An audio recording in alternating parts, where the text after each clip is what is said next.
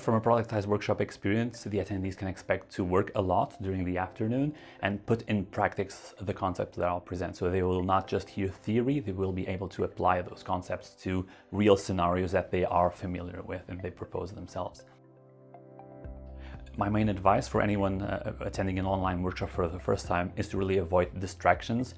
When we're online, it's even easier to be taken away from the workshop by email, by Slack, by instant messaging. And so it's really a good idea if people actively avoid those so that they're able to take the most out of the workshop and of the group dynamics.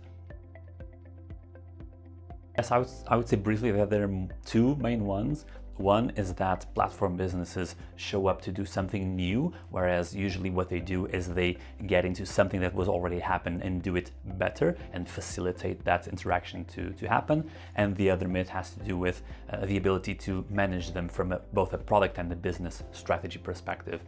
They can't really be managed in the same way as a traditional product, where more is more. In the platform business, you have to balance the multiple sides around your platform to be able to really grow